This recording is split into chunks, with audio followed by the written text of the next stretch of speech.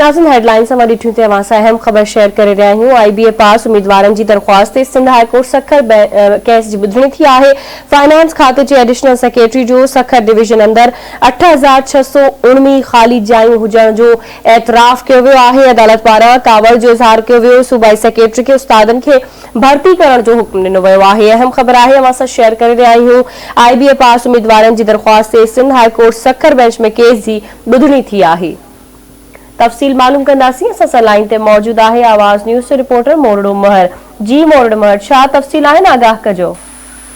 जी बिल्कुल, Sindh high court Sukkur bench Sukkur division के IBA पास उम्मीदवारन के भर्ती करण बाबत सेक्रेटरी के हुक्म जारी कंदे अदालत की तरफा वार्निंग दी वही है। अदालती हुक्म ते भर्ती न कई वयूं त तोहिन अदालत की कार्रवाई हलाई वेंदी। IBA पास कंबट वासी उम्मीदवार बासित अली पठान, अंसार अहमद जामड़ो ऐं फरीदा पठान की दरख्वास्त की Sindh high court Sukkur bench justice Salahuddin Panwar और जस्टिस अब्दुल मुबीन लाखो ते बदल बरुकनी बेंच ॿुधणी कई है। ॿुधणीअ दौरान दरख्वास्त गुज़ार उम्मीदवार के वकील मंजूर हुसैन लाड़क अदालत के बुधायो तो IBA पास उम्मीदवार सुठन नंबर से पास थिया आहिनि। उन बावजूद खे नौकरी नथी ॾिनी वञे। उन दौरान फाइनेंस खाते के एडिशनल सेक्रेटरी की तरफा अदालत में रिपोर्ट पेश कई वही, जैमें एतराफ़ किया वियो है तो सखर डिवीजन के टिन ज़िलन खैरपुर घोटकी ऐं सखर में 8619 PSC जूं जायूं अञा बि खाली आहिनि। महिरबानी अपडेट करण लाइ।